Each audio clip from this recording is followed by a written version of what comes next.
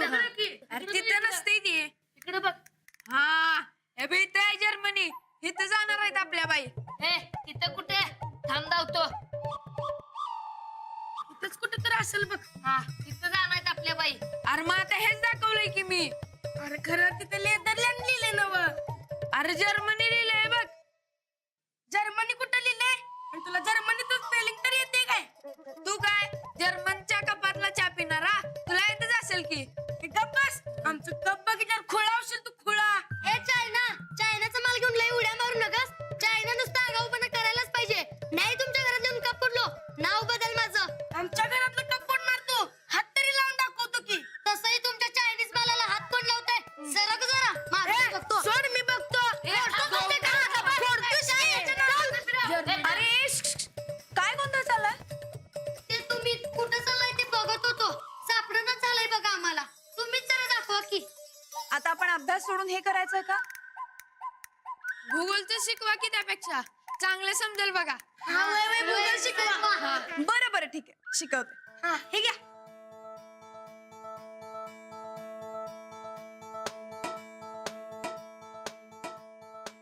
हे बघा हा आहे युरोप.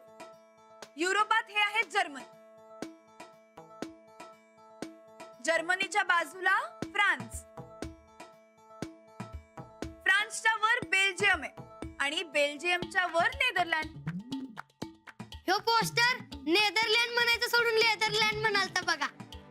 नाही ते नेदरलँडच म्हणलं की. बरं ठीक आहे. आता मी सांगू का नको? नाही तर तुम्ही गणिताच्या वह्या काढा. नाही तुम्ही भूगोलच शिकवा. बघा आता इथे हे आहे पोलंड.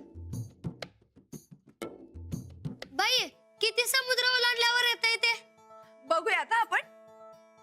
आधी अरबी समुद्र, मग त्यानंतर आहे कॅस्पियन सी आणि त्याच्यानंतर काळा समुद्र. काळा समुद्र काळा समुद्र कधी असते वय? फार पूर्वीपासून नाव पडलंय. हायड्रोजन सल्फाईडचं प्रमाण जास्त असतं ना तिकडे, म्हणून त्या पाण्यात कुठलाही जीव आढळत नाही. त्या वातावरणात ते पाणी जरासं काळसरच दिसतं, म्हणून मग त्याला काळा समुद्र असं नाव पडलं. बाई म्हणजे तुम्ही 3 समुद्र आणि ढिगानं देश वलंडणार म्हणा की. मी परत आले ना की ते सगळे देश आणि त्याच्या राजधान्यांची नावं तुम्ही मला लिहून द्यायचे. हा चालतंय. बाई तुम्ही हिटलरचं घर पण बघून या बघा. ए गप की. आल्यावर हिटलर सारख्या सड्या द्यायला लागल्यावर समजेल तुला. अरे मी फिरायला नाही चाललीये, अभ्यास करायला चाललीये. बाई मी बी तुमच्याकडे फॉरेनला शिकायला जाणार बघा आणि सिंगापूर बी बघणार. ए तू आधी शिंगणापूर बघितलेस काय? शिंगणापूर बघ आणि मग सिंगापूर बघायला जा. चांगला अभ्यास केला ना की कुठेही जाता येतो, अगदी चंद्रावरही. बाई आर्मस्ट्रॉंग गेलतास की चंद्रावर, तसं मी बी चंद्रावर जाणार आहे बघा. तू चंद्रावर जातोस वय? साधे हिरीत पवायचे काय? नुसतं गटांग्या खातोस आणि तू चंद्रावर जाणार म्हण.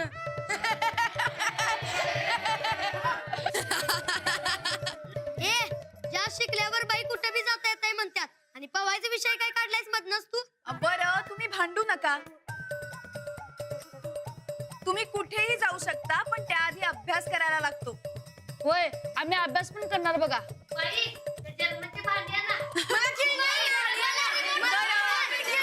आणणार सगळ्यांना आणणार आहे मी सगळं.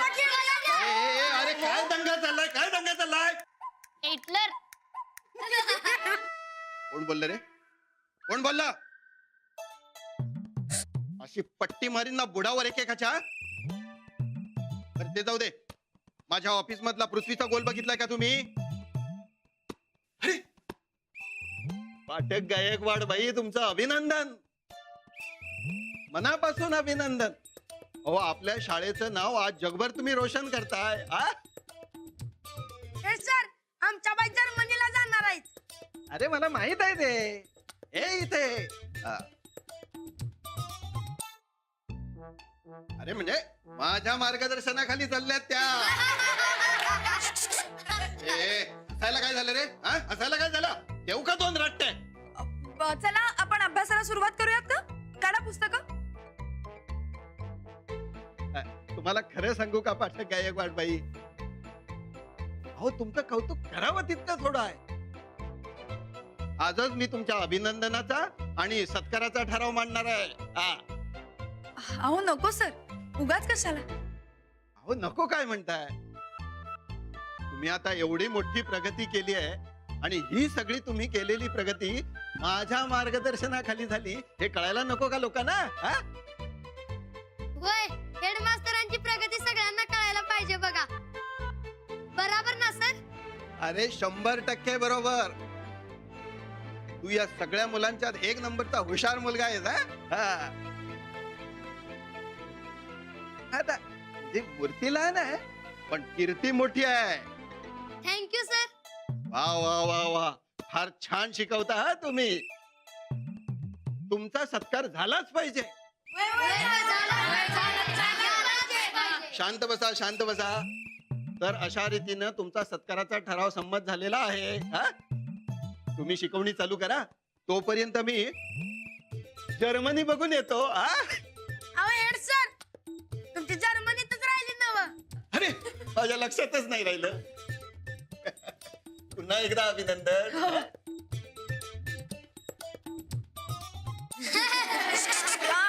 पुस्तकं काढा चला. पैलवान, आता गणपती गेल्यात तेव्हा कामाला जोरात सुरुवात करायची बघ. अरे गेले काही दिवस माझा काम लय पिट्टा पडलाय बघ. होय, आता फक्त काम आणि तालीम. होय, आणि वहिनींचं काय इसरलाच होय त्याच लगेच. त्यांना कसं विसरणार, ते आहेत की काय संकट. हा फक्त 2-2.5 महिने सोडलं तर. 2-2.5 हे काय? बरकत लई जबऱ्या खबर आहे, ओळख. अरे आता मी कसं ओळखू, सांग की तू. अरे ओळख म्हणलं ना व. अरे सांग म्हणतोय ना तुलाच. अंजलीबाई फॉरेनला चाललेत. हा काय सांगतोयस? अरे खरंच, विसर्जन करून आम्ही घरला गेलो ना व, हा.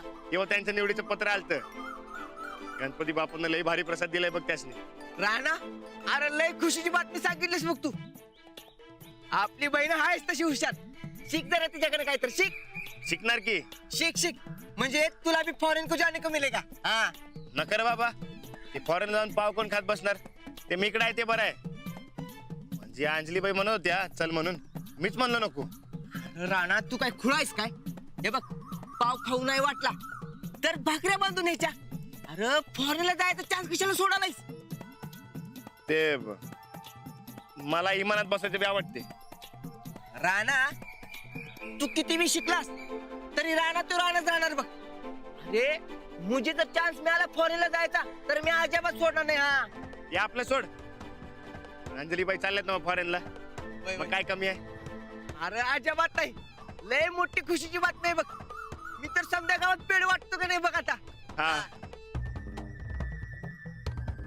अरे पण राणा, अरे आता वहिनी 2-2.5 महिने गेल्यानंतर तुझं काय होणार रे? माझं काय रे?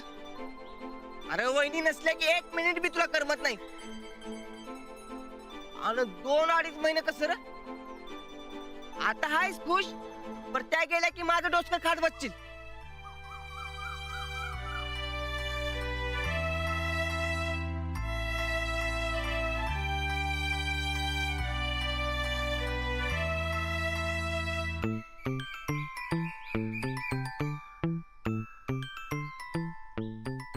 हे खरंय म्हणा, अंजलीबाई नसल्यावर मला 1 मिनिट बी गमत नाही. कसं होणार रे माझं? पण बरकत, फक्त आपला विचार करून कसं चालेल? अरे त्यांच्या हुशारीनं त्यांना फॉरेनला जायचा चान्स मिळालाय ना व. अरे त्यांच्या मनात लय होतं फॉरेनला जाऊन शिकायचं. होय. आजवर जे स्वप्न बघत होत्या ते खरं व्हायलाय रे. आणि त्यासनी सांगू होय मला गमत नाही म्हणून. फिर क्या करेगा तू? त्या फॉरेनला गेल्यावर त्यांच्या संगत फोनवर बोलणार होय. आणि त्यांच्या अभ्यासाचं काय? अरे तुझ्या टाळक्याच्या, मी काय दिवसभर त्यांच्याकडे फोनवर बोलणार नाही. ते रातच्या टायमाला फक्त 10-15 मिनिटं बोलणार. हा. त्या मागे दिल्लीला गेल्या होत्या ना व, तेव्हा कसं बोलवतो तसं. मग चालतंय. अरे त्यामुळे का होईना तुझं चित्त जरा तरी थाऱ्यावर राहिलं बघ. हा तेच. अंजलीबाई रोज माझ्या संकट बोलल्या, मग काळजी करायचं काय बी कारण नाही बघ. त्या नसल्यावर मला 1 मिनिट बी गमत नाही, पण त्या फॉरेनला गेल्याच पाहिजे.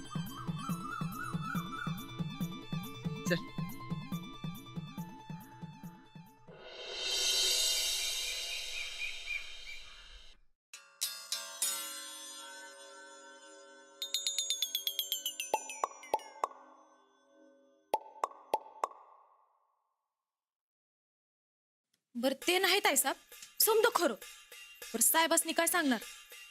काय सांगणार म्हणजे मास्तरडीला फॉरेनला जाऊ देऊ नगासा. कारण काय? कारण आमासनी तिने फॉरेनला जाऊ वाटत नाही म्हणून. म्हणजे मास्तरीन फॉरेनला चालली म्हणून तुमच्या पोटात लई दुखालय हे कारण सांगणार आहे का? आमच्या पोटात कशा पायी दुखल ग? तुम्हासनी जाता येईना म्हणून. आम्ही असलं 1000 फॉरेन फिरू, आमासनी नाही हा कौतिक फॉरेन बिरेनचं. मग का बरं मास्तरनीच्या फॉरेनला खोटा घालतायसा? कारण तिची लायकी नाही फॉरेनला जायची म्हणून. आवतायसा पर साहेबासनी काय सांगणार? मास्तरनीची लायकी नाही म्हणून.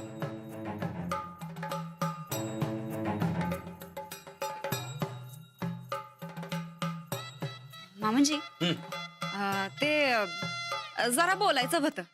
बोला. लई महत्वाचं आहे बघा. बोला. आता कसं आहे, आपल्या गायकवाड घराण्याला आपल्या गावात लई मान आहे बघा. बरोबर. समधी तर तुम्हासनी अगदी घरातलंच मानत्यात. राणा भाऊजीसनी बी तुमच्या एवढाच मान आहे. म्हणजे समध्यांमध्ये असं खास आहेत बघा राणा भाऊजी. काय सुनबाई, आम्हाला माहिती त्याच गोष्टी तुम्ही सांगायलाय. मुद्द्याचं बोला की. जाऊबाईसनी फॉरेनला जाऊ देऊ नकासा. काय अंजली फॉरेनला चालली याचा सगळ्यालाच आनंद झालाय. म्हणजे अंजलीनी फॉरेनला जावं असं घरातल्या समध्यांचंच मत आहे. फक्त तुम्हालाच ते आवडलेलं नाही. तेव्हा त्यासाठी तुम्ही काहीतरी महत्वाचा विचार केलेला दिसतो. काय विचार केलाय? हा आव लई महत्वाचं आहे. आपल्या घराच्या अगदी उपयोगाचं आहे म्हणूनच तसा विचार करायलोय आम्ही. बर, काय विचार केलाय सांगा बघू. हे बघा, आता गायकवाड घराण्याच्या सुननं असं घरदार सोडून फॉरेनला फिरायला जाणं बरं दिसतंय का? शोभतंय का बरं तसं? अजून म्हणजे आता राणा भाऊजी अडाणी आहेत आणि जाऊबाई लई शिकलेल्या आहेत बघा. नाही आता जाऊबाई शिकलेल्या आहेत त्याला आपण काहीच करू शकत नाही. पण फॉरेन म्हणजे जरा लईच होतोय हो मामनजी. कसं आहे, बायकोनं नवऱ्यापेक्षा नेहमी डावच असावं बघा. उग नवऱ्यापेक्षा वरचढ असणारी बायको शोभत नाही बघा आपल्या खानदानी घराण्याला. अजून म्हणजे आता जाऊबाई थोरल्यात या घरातल्या, तेव्हा समजा असं जबाबदारी टाकून फॉरेनला फिरायला जाणं बरं दिसत नाही. तुम्हीच सांगा बरं आता.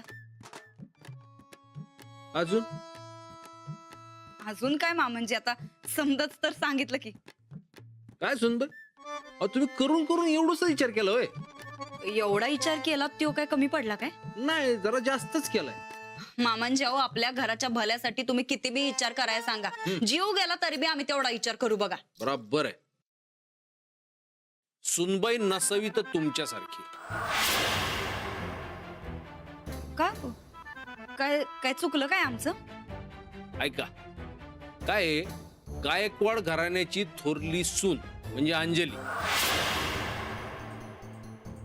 फॉरेनला फिरायला नाही शिकायला चालली. नवऱ्यापेक्षा बायको शिकलेली, कमी शिकलेली, जास्त शिकलेली, डाव उजव असला थातूर मातूर विचार करणारी गायकवाड घराण्याची परंपरा नाही. आणि अंजली आणि राणा एकमेकाला खूप समजून घेतात.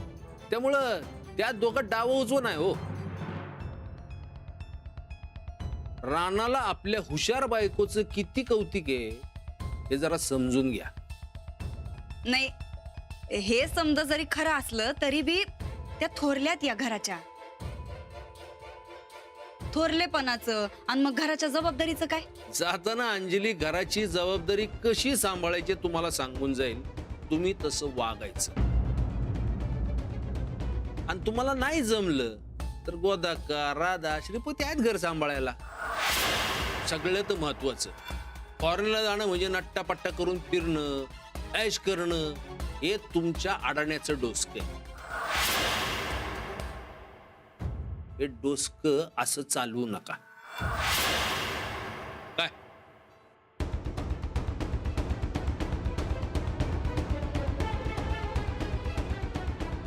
ताईसाब, ओ ताईसाब, काय आहे ग? तरी मी म्हणलं होतं नीट कारण हुडका हुडका, तर नाही आपटलं असं का नाही तोंडावर. चंदे, बरं जाऊ दे, कसं बी गाडवाला गोळाची चौक आहे. फॉरेनला जाणार म्हणून अभ्यास कराय, नुसतं पाठ तर पाठ करायचे, त्यासाठी फॉरेनला कशा जायला पाहिजे हो?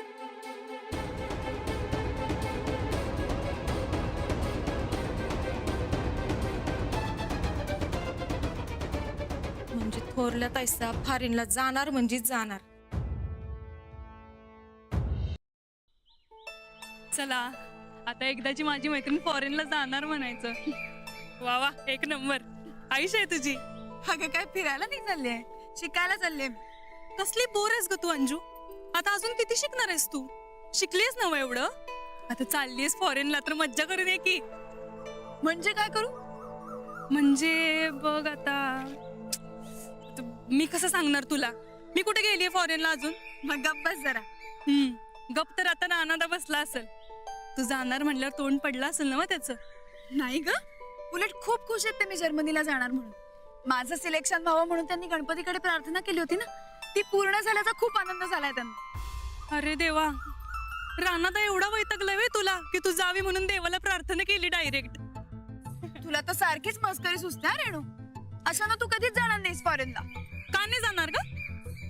फॉरेनला जाण्याकरता खूप अभ्यास करावा लागतो मॅडम, आणि त्याबरोबरच सिरियसही व्हावं लागतं. ते काही तुला आयुष्यात जमणार नाही. अभ्यासाची काय गरज नाहीये ग.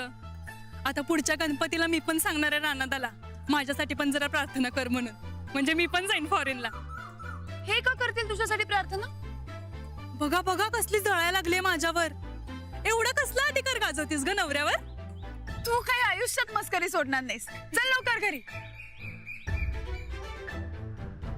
तो बघ आलाच तुझं प्रार्थना वाला. जावा आता तुम्ही दोघं, मी जाते पुढे. हा अगं तू पण चल ना. अगं आपण ट्रिपल सीट कसं जाणार? चल बाय बाय. बाय.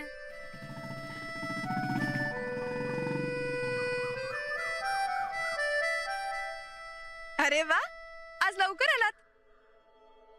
होय, की मला चैनच पडणं झालंय. का? काय झालं? तुम्ही जाणार म्हणून मला कसं तरी व्हायला. कसं तरीच म्हणजे? घाबरलाय का तू ते? का?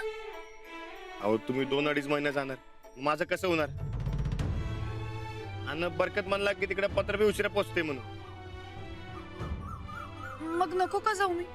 अहो नाही नाही, जायला तर पाहिजे, पण माझ्या एकट्याचं कसं होणार? अहो तुमच्याशी बोलल्या बिगर मला चैन पडत नाही बघा. अहो मग मोबाईल आहे की, मी तुम्हाला SMS कसा करायचा ते शिकवेन. मेसेजवर बोलत जाऊ आपण. अहो यो नवा कुठं ना कशाला,